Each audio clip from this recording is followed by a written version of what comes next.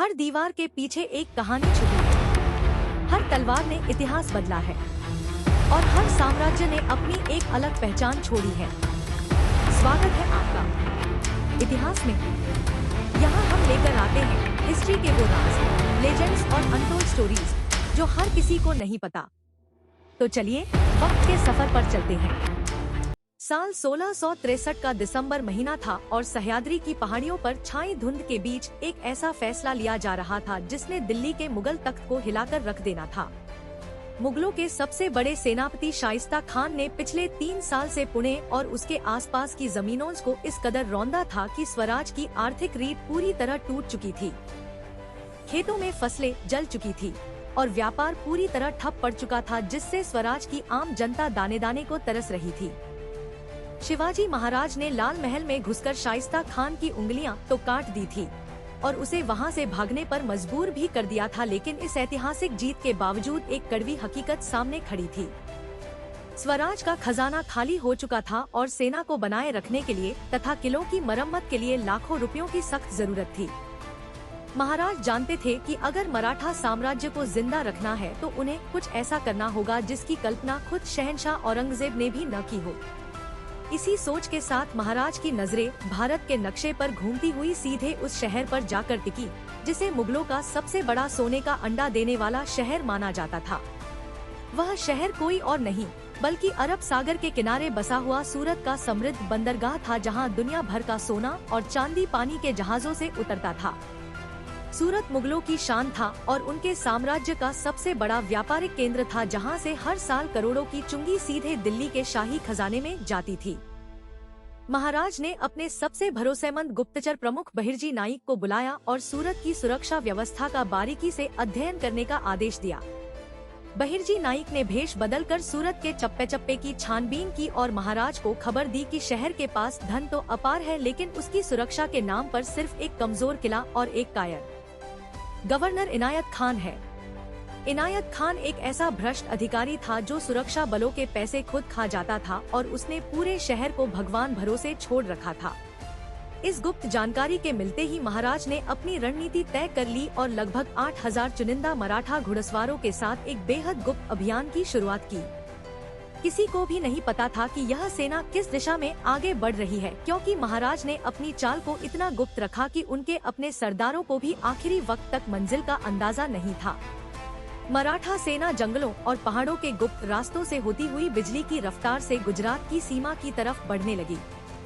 दिसंबर की कड़ाके की ठंड में मराठा घुड़सवार बिना थके दिन रात आगे बढ़ते रहे और रास्ते में किसी भी आम नागरिक को नुकसान पहुंचाए बिना वे सूरत के बिल्कुल करीब पहुंच गए। 5 जनवरी साल 1664 को जब सुबह की पहली किरण सूरत की धरती पर पड़ी तो शहर के लोग यह देखकर दंग रह गए कि उनके ठीक बाहर गंडेवी के मैदान में एक विशाल सेना का पड़ाव डल चुका था।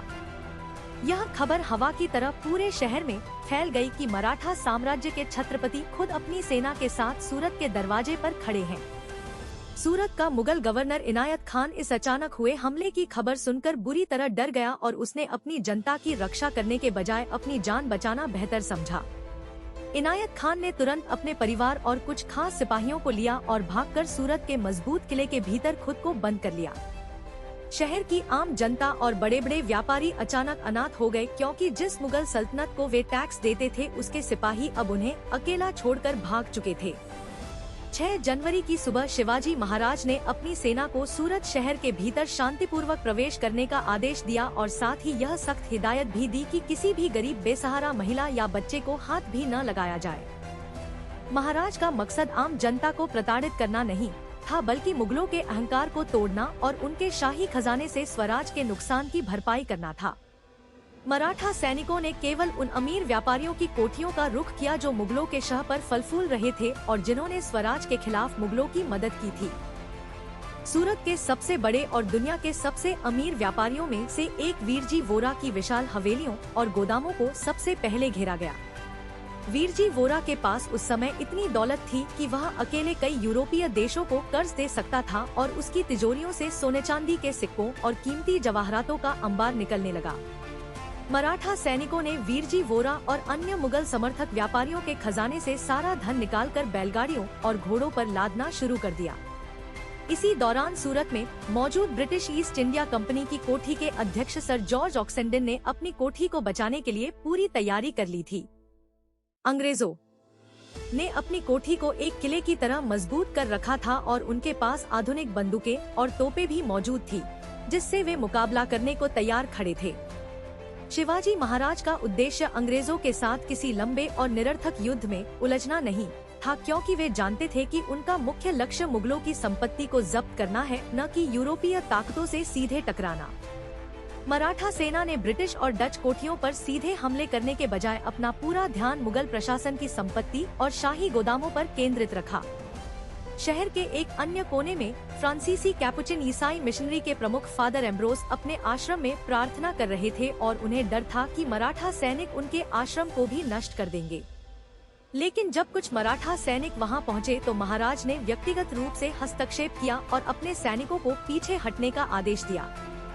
महाराज ने फादर एम्ब्रोस से कहा कि ईसाई पादरी दयालु होते हैं और वे हमेशा गरीबों की सेवा करते हैं, इसलिए उनके आश्रम और वहां शरण लेने वाले किसी भी व्यक्ति को कोई नुकसान नहीं पहुंचाया जाएगा। महाराज के इस न्यायप्रिय और मानवीय व्यवहार को देखकर फादर एम्ब्रोस और वहां के स्थानीय लोग चकित रह गए और उन्होंने महाराज के प्रति गहरा सम्मान व्यक्त किया।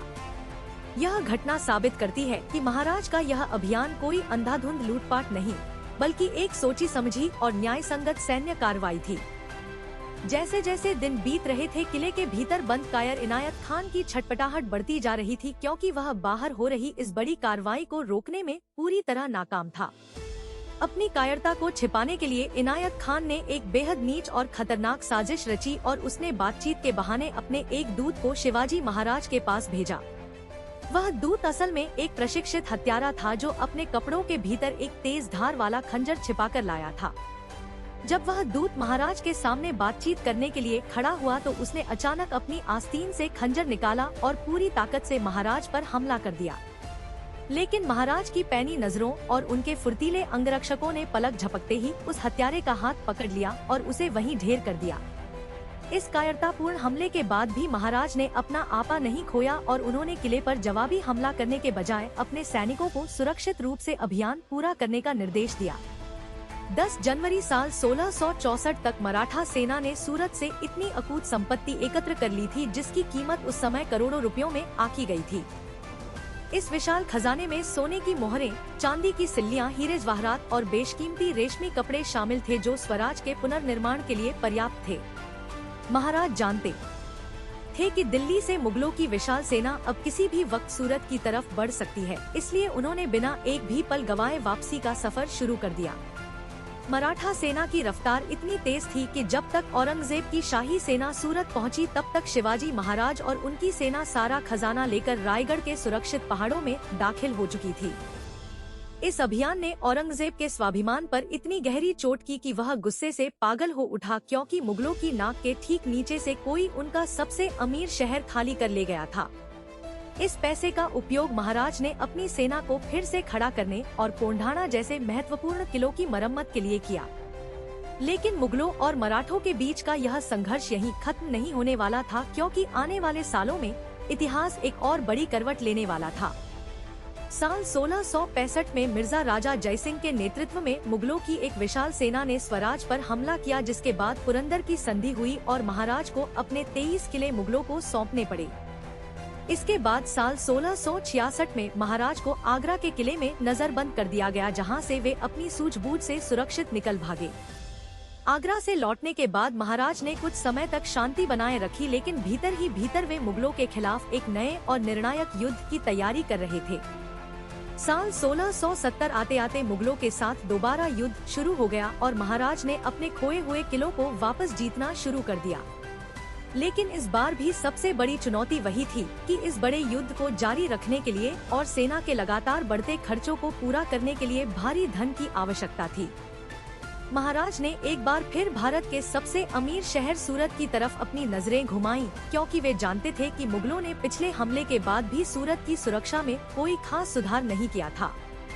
3 अक्टूबर साल 1670 को शिवाजी महाराज ने इतिहास में दूसरी बार सूरत पर एक बेहद सटीक और बिजली की रफ्तार से हमला बोल दिया। इस बार सूरत के गवर्नर और वहां के व्यापारियों को संभलने का मौका तक नहीं मिला और मराठा सेना ने शहर पर अपना नियंत्रण स्थापित कर लिया। दूसरी लूट के दौरान भी महाराज की सेना ने अपने सख्त अनुशासन का पालन किया और किसी भी आम नागरिक या धार्मिक स्थल को कोई नुकसान नहीं पहुंचाया। 3 दिनों तक चली इस त्वरित कार्रवाई में मराठों को फिर से भारी मात्रा में सोना और चांदी प्राप्त हुआ, जिसने मराठा साम्राज्य के विस्तार को एक नया वित्तीय बल प्रदान किया। इस पैसे से महाराज ने न केवल अपनी सेना को आधुनिक हथियारों से लैस किया, बल्कि दक्षिण भारत के अपने ऐतिहासिक अभियानों की नींव भी रखी। इतिहासकार अक्सर इस घटना को सूरत की लूट का नाम देते हैं, लेकिन अगर गहराई से देखा जाए तो यह कोई साधारण डकैती नहीं, बल्कि एक रणनीतिक और आर्थिक युद्ध था। शिवाजी महाराज ने सूरत पर हमला करके मुगलों को यह स्पष्ट संदेश दिया था कि वे उनके सबसे सुरक्षित और अमीर क्षेत्रों में भी जब चाहें तब हमला कर सकते हैं। यह मुगलों द्वारा स्वराज की जनता पर किए गए अत्याचारों और तबाही का एक न्यायसंगत आर्थिक हर्जाना था, जिसने मराठा साम्राज्य को स्वतंत्र बनाए रखने में सबसे बड़ी भूमिका निभाई। अगर आज का सफर पसंद आया हो तो वीडियो को लाइक करें, चैनल को सब्सक्राइब करें और बेल आइकन जरूर दबाएं, ताकि इतिहास की हर नई कहानी सबसे पहले आप तक पहुंच सके। मिलते हैं अगले एपिसोड में एक और नए इतिहास के पन्ने के साथ। तब तक के लिए जय हिंद और जुड़े रहिए इतिहास के साथ।